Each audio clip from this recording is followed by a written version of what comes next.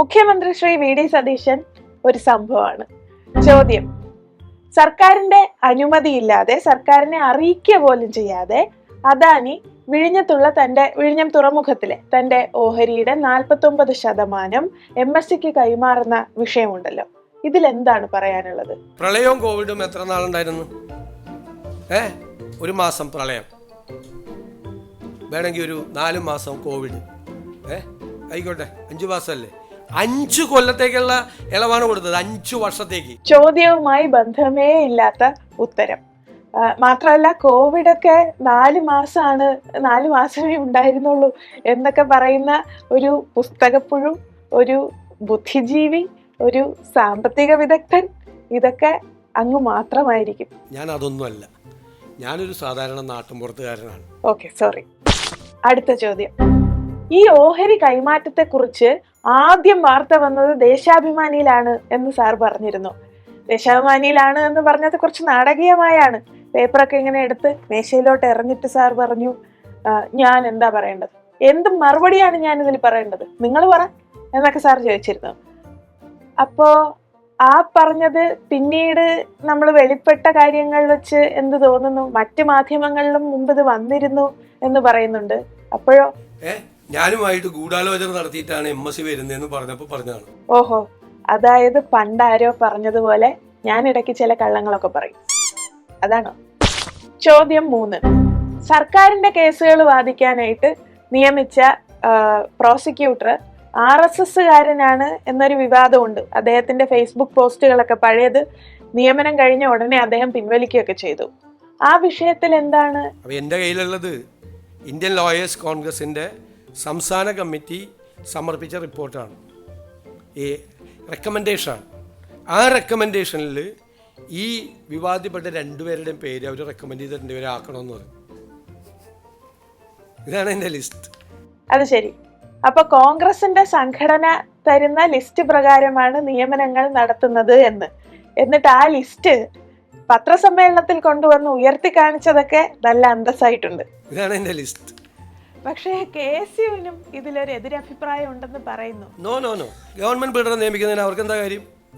ഒരു കാര്യമില്ല അവർക്കൊന്നും. ഓക്കെ, അപ്പോ ഈ ലോയേഴ്സ് കോൺഗ്രസിന് തന്നെയും എതിരഭിപ്രായമുണ്ട് എന്നും വരുന്നു.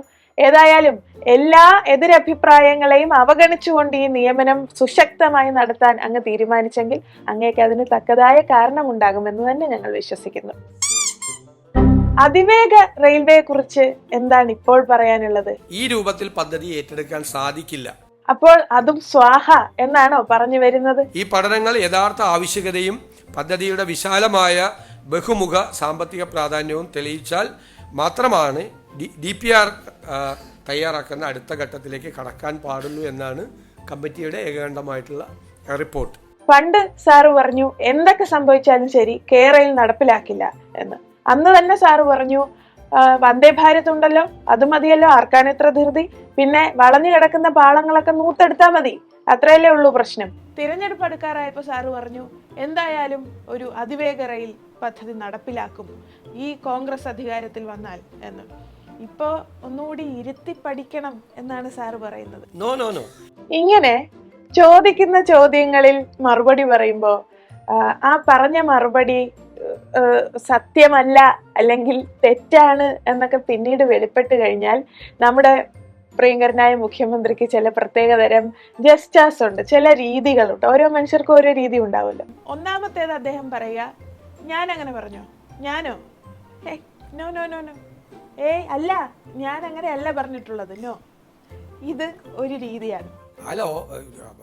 അല്ലെങ്കിൽ ചിലപ്പോ ചോദ്യം ചോദിച്ച നമുക്ക് തോന്നിപ്പോവും, ഇതെന്താ ചോദിച്ച ചോദ്യം തന്നെ ചിലപ്പോ നമുക്കാണോ കുഴപ്പം എന്ന് തോന്നുന്ന തരത്തിലായി പോവും.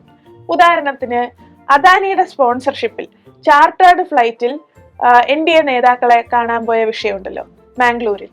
അതെന്താ സംഭവം എന്നൊക്കെ നമ്മൾ ചോദിച്ചാൽ അദ്ദേഹം പറയുന്നത്, എനിക്ക് മംഗലാപുരത്ത് പോയിക്കൂടെ, ഞാൻ മൂകാംബിക ക്ഷേത്രത്തിൽ പോയതാണ്, ഞാൻ തൊഴാൻ പോയതാണ്, ഇതെന്റെ ഭരണഘടനാപരമായ അവകാശമാണ്, ഐ ഹാവ് ദ റൈറ്റ് എന്നൊക്കെയാണ് അദ്ദേഹം പറഞ്ഞിട്ടുള്ളത്. അപ്പോൾ നമ്മൾ അതല്ല ചോദിച്ചത്, നമ്മുടെ കുഴപ്പമായിരിക്കും എന്ന് നമുക്ക് തോന്നിപ്പോകുന്ന ഒരു രീതി.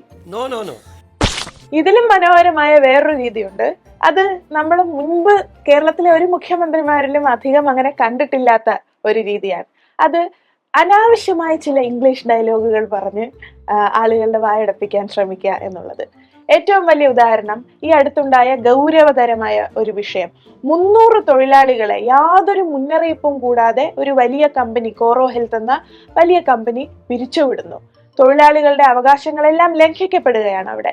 ആ വിഷയത്തെക്കുറിച്ച് ചോദിച്ചപ്പോ സാറ് പറഞ്ഞത്, we should be aware about how the world is changing. The coefficient of linear expansion is the position of the hemoglobin in the atmosphere. AI is taking over the jobs എന്നൊക്കെയാണ്. അത് എന്തിനാണ് പറഞ്ഞത്? അപ്പോ തൊഴിലാളികളുടെ അവകാശങ്ങൾ സംരക്ഷിക്കപ്പെടട്ടെ. എന്തായാലും ഇരുത്തി പഠിക്കാൻ സാറ് തീരുമാനിച്ചതിന് ശേഷം, അതായത് UDF അധികാരത്തിൽ വന്നതിന് ശേഷം ഈ ചുരുങ്ങിയ 2 മാസം കൊണ്ട് പല മാറ്റങ്ങളും കൊണ്ടുവരാൻ സാധിച്ചിട്ടുണ്ട്. ഉള്ളതുപോലെ പറയണല്ല. KSRTC ശമ്പളം മുടങ്ങി, അംഗനവാടി ഫണ്ട് മുടങ്ങി. അത് കാരണം കുട്ടികൾക്ക് ഇപ്പോ പാവങ്ങൾക്ക് മുട്ടയും പാലും കിട്ടുന്നില്ല. പ്രവാസി ക്ഷേമ പെൻഷൻ മുടങ്ങി, ചികിത്സാ ധനസഹായം, സ്കൂൾ യൂണിഫോം ഇതെല്ലാം കിട്ടാതെയായി. പിന്നെ ഏറ്റവും പ്രധാനപ്പെട്ടത് പവർ കട്ട്. ഇപ്പോ സമൂഹ മാധ്യമങ്ങളിലൊക്കെ പറയും ആദ്യം വരുന്നത് ഇന്ദിരാ കട്ട്, 1 മണിക്കൂർ കഴിഞ്ഞാലുള്ളത് രാജീവ് കട്ട്, ഇത് അങ്ങോട്ടും ഇങ്ങോട്ടും മാറിപ്പോവരുത് എന്ന്. സ്ത്രീ സുരക്ഷാ പദ്ധതി മുടക്കി. പിന്നെ UDF സർക്കാരിന് ഓർമ്മ കാണുമോ എന്നറിയില്ല, വയനാട് ടൗൺഷിപ്പ് അതും മുടക്കി. ഈ വയനാടിന്റെ കാര്യം സൂചിപ്പിച്ചപ്പോഴാണ്, നമ്മുടെ വയനാട് കള്ളാടി ദുരന്തം ഉണ്ടായ സ്ഥലത്ത് ഒന്ന് തിരിഞ്ഞു പോലും നോക്കാത്ത ഒരു ജനപ്രതിനിധിയുണ്ട്. ആരാണെന്നറിയോ?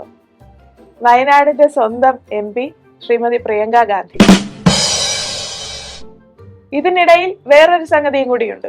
പാലാ നഗരസഭ പരിശോധിച്ചാൽ അവിടെ സ്വന്തം മുന്നണിയെ തന്നെ താഴേക്കിടാൻ വേണ്ടി കോൺഗ്രസ് ശ്രമിക്കുന്നു. അങ്ങനെയൊക്കെ നോക്കുമ്പോ നമ്മൾ കാണുന്നത് എന്താ? കോൺഗ്രസ് ഒരു പാക്കേജാണ്. അതായത് വാർഡ് മെമ്പർ, MLA, മന്ത്രി, മുഖ്യമന്ത്രി, MP വരെ ഒരു പ്രത്യേക തരം പാക്കേജ്.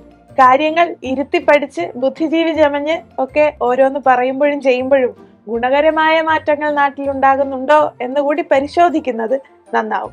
ഇനിയും ഒരുപാട് ചേഞ്ചസ് ഉണ്ട് കേട്ടോ. സമയവും ഉണ്ട്, കാര്യങ്ങളും ഒരുപാടുണ്ട്. മതി, വഴിയെ പറയാം.